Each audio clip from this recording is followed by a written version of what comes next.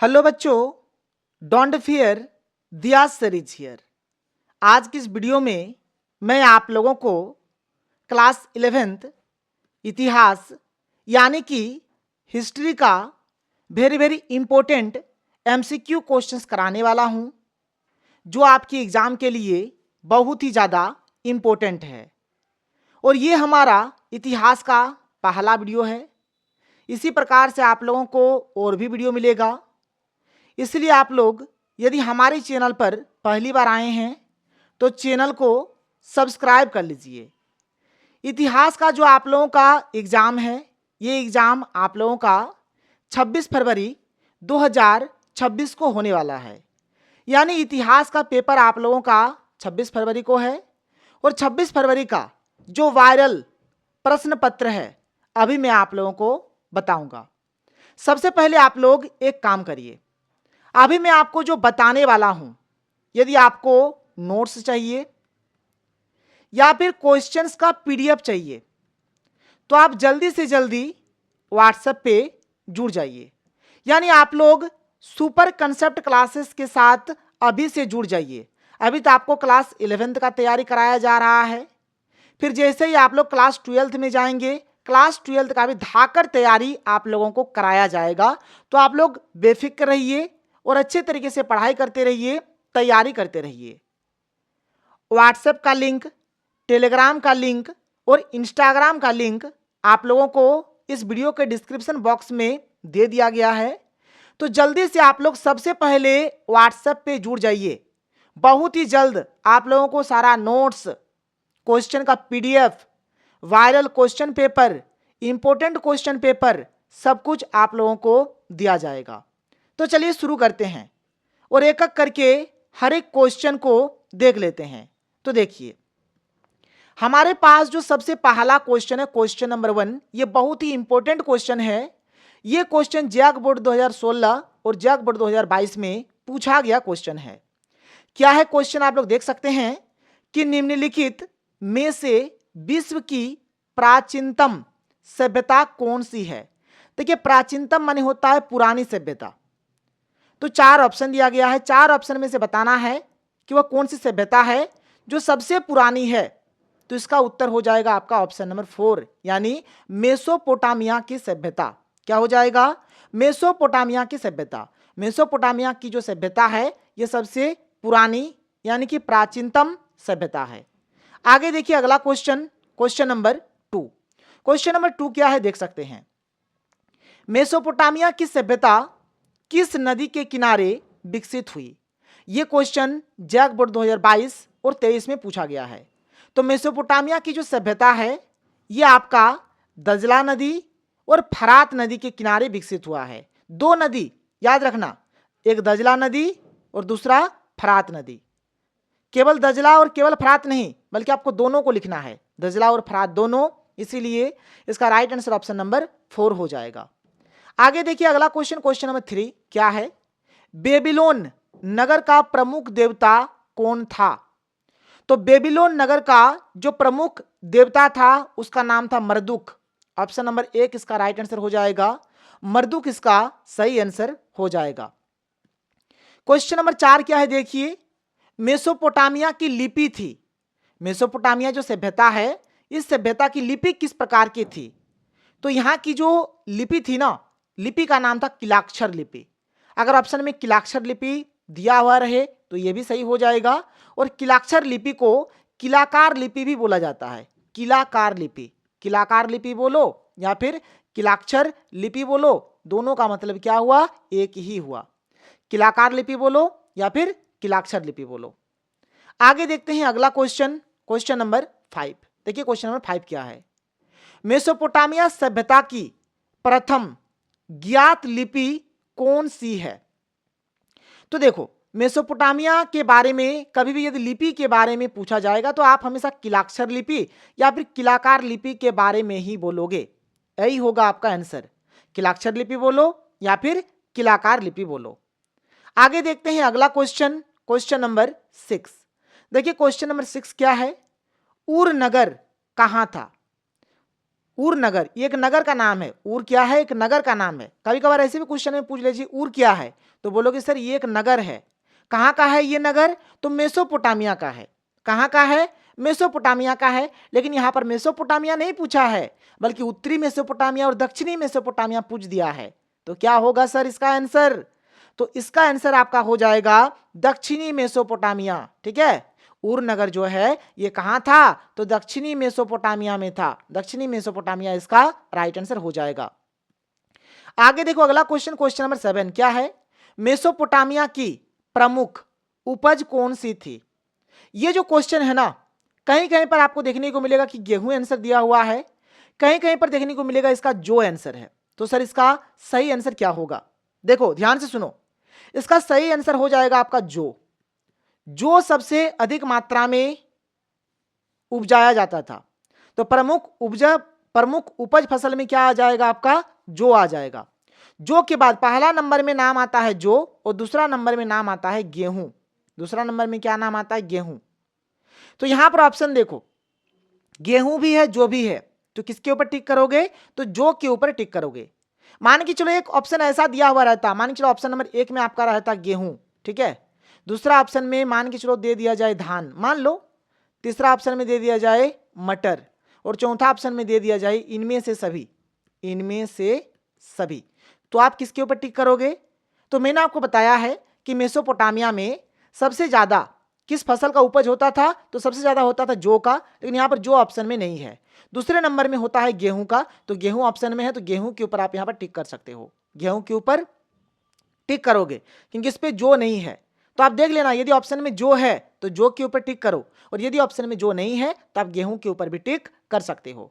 तो ये एक बहुत ही इंपॉर्टेंट क्वेश्चन है। देखो यहां पर मैंने नोट करके भी लिख दिया है कि मेसोपोटामिया की प्रमुख उपज जो थी, हालांकि गेहूं भी वहां पर उपजाया जाता था, मटर, दालें, खजूर ये सब भी उपजाए जाते थे, लेकिन प्रमुख रूप से जो मुख्य फसल था वह क्या है? तो जो है। जो है पहला नंबर में, गेहूं है आपका दूसरा नंबर में। कोई दिक्कत, कोई प्रॉब्लम नहीं है। आगे देखते हैं अगला क्वेश्चन, क्वेश्चन नंबर 8 क्या है? निम्न में से किस वर्ष दक्षिणी मेसोपोटामिया के सबसे प्राचीन मंदिर की स्थापना की गई थी? तो प्राचीन मंदिर का स्थापना कब हुआ था? तो ये हुआ था 5000 ईसा पूर्व। ऑप्शन नंबर 3 इसका सही उत्तर हो जाएगा। 5000 ईसा पूर्व इसका राइट आंसर होगा। क्वेश्चन नंबर 9 क्या है? देखिए, मेसोपोटामिया की पहली ज्ञात भाषा क्या थी? तो मेसोपोटामिया में जो सबसे पहले जो भाषा मिला था, सबसे पहली जो ज्ञात भाषा है, ये क्या है? तो ये हो जाएगा आपका सुमेरियन। क्या हो जाएगा? सुमेरियन हो जाएगा। सुमेरियन। 9 का सही उत्तर क्या हो जाएगा? ऑप्शन नंबर 2 हो जाएगा। आगे देखिए अगला क्वेश्चन, क्वेश्चन नंबर 10, मेसोपोटामिया शब्द की उत्पत्ति हुई है। तो मेसोपोटामिया ये जो शब्द है, इसकी उत्पत्ति जो हुई है ना, यूनानी भाषा से हुआ है। किससे हुआ है बाबू? यूनानी भाषा से हुआ है। किससे हुआ है? यूनानी भाषा से। आप कंफ्यूज मत होना, यूनानी भाषा को ग्रीक भाषा भी बोला जाता है। यूनानी भाषा को क्या बोला जाता है? ग्रीक भाषा भी बोला जाता है। यदि ऑप्शन में कहीं पर ग्रीक भाषा दिया हुआ रहता तो आप उसके ऊपर भी टिक करते। यदि यूनानी नहीं रहता, ग्रीक रहता इसके बदले में, तो फिर ग्रीक आप बोलते। तो यूनानी भाषा बोलो चाहे ग्रीक भाषा बोलो, दोनों का मतलब एक ही हुआ। आगे देखिए अगला क्वेश्चन, क्वेश्चन नंबर 11 क्या है? बेबीलोन मेसोपोटामिया का महत्वपूर्ण शहर बन गया। कब बना था? बेबीलोन मेसोपोटामिया का महत्वपूर्ण शहर कब बना?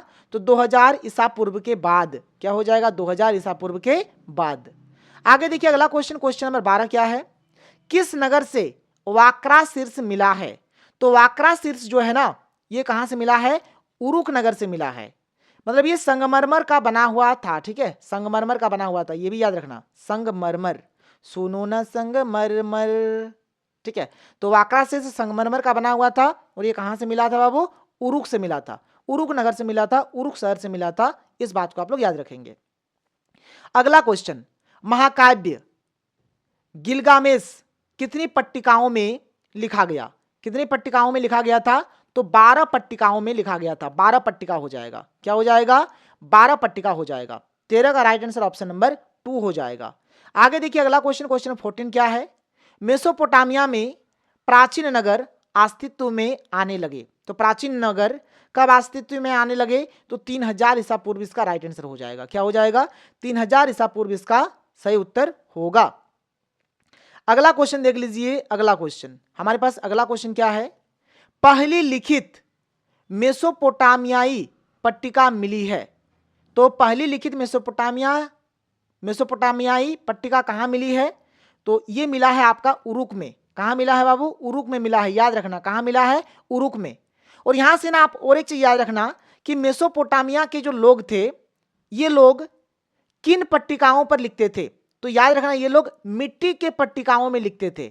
मिट्टी के पट्टिकाओं में लिखते थे। कभी कभार इसको लेकर क्वेश्चन पूछा जा सकता है कि मेसोपोटामियाई लोग किन पट्टिकाओं में लिखते थे, किस चीज के पट्टिकाओं में लिखते थे? तो आप बोलोगे सर ये लोग जो थे ना मिट्टी के पट्टिकाओं में लिखते थे। किस पर लिखते थे? मिट्टी के पट्टिकाओं में लिखते थे। याद रखना इस बात को। आगे देखिए अगला क्वेश्चन, क्वेश्चन नंबर 15 क्या है?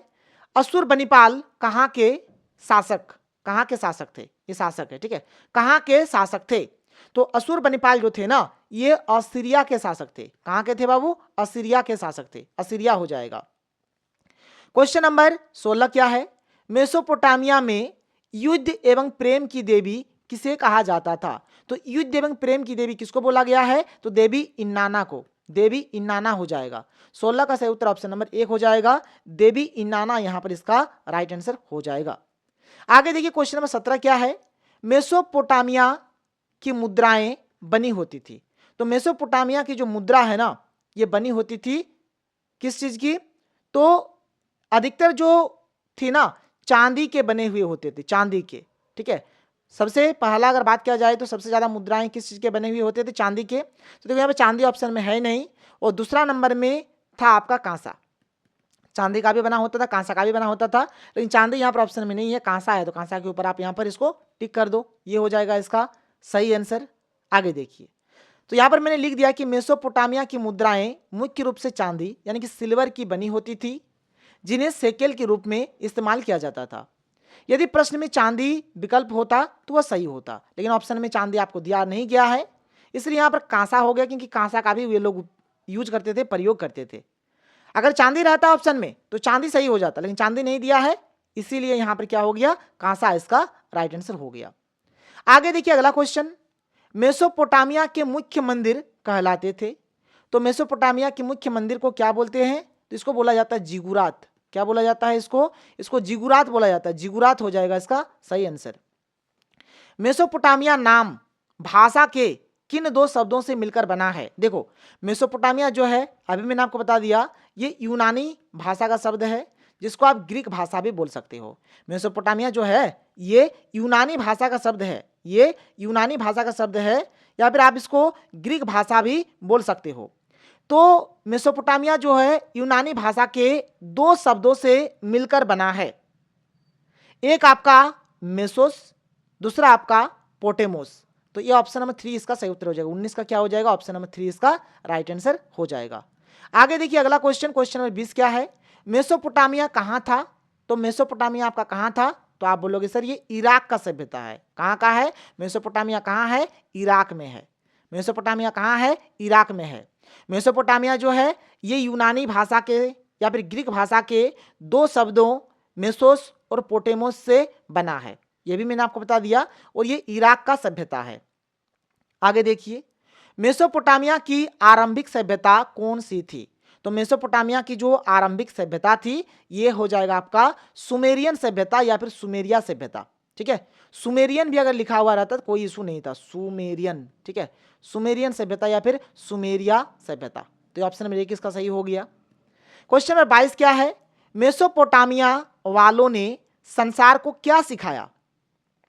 तो चाक का प्रयोग, जो चाक होता है, चाक, ठीक है, चाक का प्रयोग सिखाया है। ऑप्शन नंबर 1 इसका सही हो जाएगा, चाक का प्रयोग इसका सही उत्तर हो जाएगा। आगे देखिए अगला क्वेश्चन, क्वेश्चन नंबर 23 क्या है? झूलते बाग किस सभ्यता की देन है? तो झूलते बाग जो है ये आपका बेबीलोन सभ्यता की देन है। बेबीलोन सभ्यता इसका सही उत्तर हो जाएगा। 23 का राइट आंसर क्या होगा? ऑप्शन नंबर 2 हो जाएगा, बेबीलोन सभ्यता। क्वेश्चन नंबर 24 क्या है कि अरामाइक भाषा किससे मिलती जुलती है? तो अरमाइक भाषा जो है ना ये हिब्रू भाषा से मिलती जुलती है। 24 का राइट आंसर क्या हो जाएगा? ऑप्शन नंबर 4 हो जाएगा, हिब्रू भाषा। क्वेश्चन नंबर 25 क्या है? वाक्र शीर्ष क्या है? अभी मैंने बताया वाक्र शीर्ष बोला जाए, फिर वाक्रा शीर्ष बोला जाए। वाक्रा शीर्ष ये क्या है बाबू? तो स्त्री का सिर है जो कि संगमरमर पत्थर से बनाया गया है। 25 का राइट आंसर ऑप्शन नंबर 1 हो जाएगा। ठीक है, आगे देखिए अगला क्वेश्चन। क्वेश्चन में 26 क्या है? ओल्ड टेस्टामेंट किस पुस्तक का प्रथम भाग है? तो ये जो ओल्ड टेस्टामेंट जो है ना ये आपका बाइबिल का भाग है। किसका भाग है? बाइबिल का भाग है। बाइबिल हो जाएगा इसका सही उत्तर। क्वेश्चन में 27 क्या है? कि दजला एवं फरात नदियां गिरती है। तो दजला एवं फरात नदी कहाँ गिरती है? तो ये गिरती है फारस की खाड़ी में। कहाँ गिरती है? तो ये फारस की खाड़ी में गिरती है। फारस की खाड़ी में गिरती है, ये हो जाएगा इसका आंसर। आगे देखिए अगला क्वेश्चन। क्वेश्चन 28 क्या है? वर्तमान समय में हड़प्पा किस देश में स्थित है? तो अब हड़प्पा का बात किया जा रहा है। देखो इसको आप क्लास 12th में पढ़ोगे, इसको आप क्लास 12 में पढ़ोगे। 12th में आपका एक पहला जो चैप्टर है ना जहां पर आप हड़प्पा सभ्यता, मोहनजोदड़ो सभ्यता के बारे में पढ़ोगे, सिंधु घाटी सभ्यता, ये सब चीज के बारे में आप पढ़ोगे। तो आप एक चीज याद रखना, जो आपका हड़प्पा है, जो आपका मोहनजोदड़ो है, ठीक है, मोहनजोदड़ो, ये जो दोनों है ना ये दोनों आपका अभी वर्तमान समय में कहाँ स्थित है? तो ये दोनों आपका पाकिस्तान में स्थित है। कहाँ स्थित है? तो पाकिस्तान में स्थित है। आप क्या बोलोगे? ये पाकिस्तान में स्थित है। आगे देखिए अगला क्वेश्चन। अगला क्वेश्चन क्वेश्चन 29 क्या है? पीली नदी किसे कहते हैं? तो पीली नदी किसे बोला जाता है? पीली नदी बोला जाता है ह्वांग हो को। किसको? ह्वांग हो। ठीक है, ये ऑप्शन नंबर 1 इसका सही हो जाएगा। ह्वांग हो इसका राइट आंसर हो जाएगा। आगे देखिए अगला क्वेश्चन क्या है? मेसोपोटामिया के ऊर देवता किससे संबंधित है? माने ऊर देवता किसको बोला जाता है मेसोपोटामिया में? तो चंद्र को, यानी चंद्रमा को। चंद्रमा को मेसोपोटामिया में क्या बोला जाता है? ऊर देवता बोला जाता है। और देवी इनाना जो है या फिर देवी इन्ननी जो है, जिसको प्रेम और युद्ध की देवी बोला जाता है। तो ये हो गया हमारा क्वेश्चन नंबर 30। देखिए क्वेश्चन नंबर 31। शहरी जीवन की शुरुआत सर्वप्रथम कहाँ हुई थी? तो शहरी जीवन की जो शुरुआत है सबसे पहले मेसोपोटामिया सभ्यता से हुई है, इसीलिए इसका राइट आंसर हो जाएगा ऑप्शन नंबर 3। क्वेश्चन नंबर 32 देखिए। मेसोपोटामिया के लोग किस चीज पर लिखा करते थे? अभी मैंने आप लोगों को बताया कि मेसोपोटामिया के लोग मिट्टी के पट्टिकाओं में लिखते थे, तो इसका राइट आंसर हो जाएगा ऑप्शन नंबर 2। क्वेश्चन नंबर 33 क्या है?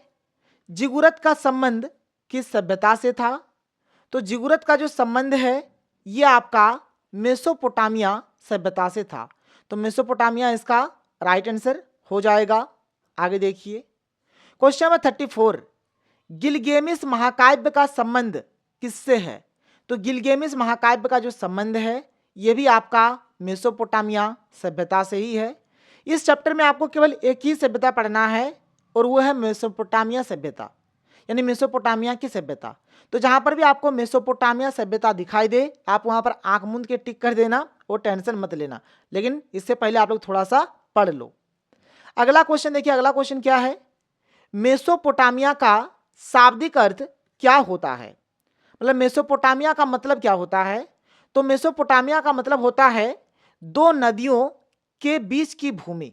जैसे आप सभी को पता होगा कि मेसोपोटामिया जो है ना ये दो नदी, एक आपका दजला और एक आपका फरात, तो ये दो नदियों के किनारे ये विकसित हुआ था।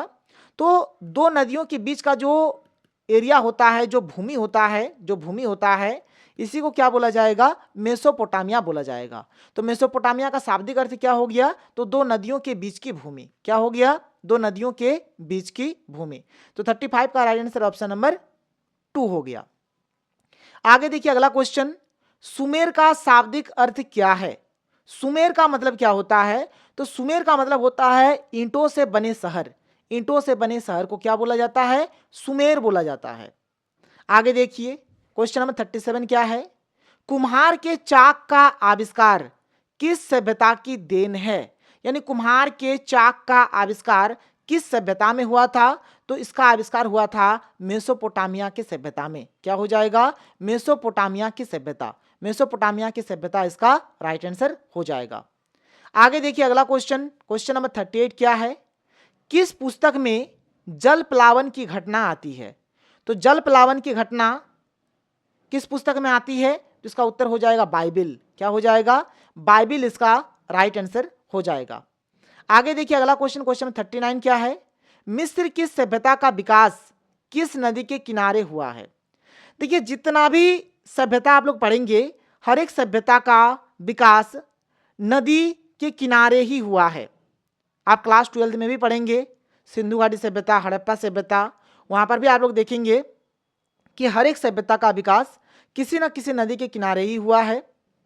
जैसे मेसोपोटामिया सभ्यता का जो विकास है ये आपका दजला और फरात नदी के किनारे हुआ है। जब आप हड़प्पा के बारे में पढ़ेंगे तो हड़प्पा सभ्यता पढ़ेंगे, जिसमें आप सिंधु घाटी सभ्यता पढ़ेंगे, तो सिंधु घाटी सभ्यता का जो विकास है ये आपका सिंधु नदी के किनारे हुआ है। इसी प्रकार से मिस्र की जो सभ्यता है, मिस्र की जो सभ्यता है इसका जो विकास हुआ है ये आपका नील नदी के किनारे हुआ है। किस नदी के किनारे हुआ है? नील नदी के किनारे हुआ है, याद रखेंगे। 39 का राइट आंसर ऑप्शन नंबर 1 हो गया। और आगे देखिए अगला क्वेश्चन, क्वेश्चन 40 क्या है, व्यापार के लिए विश्व मार्ग के रूप में किसको प्रधानता मिली? तो इसका आंसर हो जाएगा फरात नदी। क्या हो जाएगा? फरात नदी इसका राइट आंसर हो जाएगा। तो ये रहा हमारा आज का वीडियो, जहां पर हमने फर्स्ट चैप्टर का 40 very very important MCQ questions देखा। इससे बाहर आपका कुछ भी नहीं जाएगा। इसके बाद बहुत ही जल्द आप लोगों को इतिहास का दूसरा वीडियो मिलेगा, जहां पर हम लोग सेकेंड चैप्टर के हर एक क्वेश्चंस को करेंगे। तो आप लोग हमारे चैनल के साथ बने रहें, चैनल को सब्सक्राइब करिए, अपने दोस्तों के साथ वीडियो को शेयर करें, क्योंकि बहुत ही जल्द क्लास 12 का सारा तैयारी आपको इसी चैनल के माध्यम से कराया जाएगा। और डिस्क्रिप्शन बॉक्स में व्हाट्सएप का लिंक दिया हुआ है, जल्दी से आप लोग व्हाट्सएप पे जुड़ जाइए। तो चलिए हम लोग मिलते हैं अगले वीडियो में। थैंक यू, जय हिंद।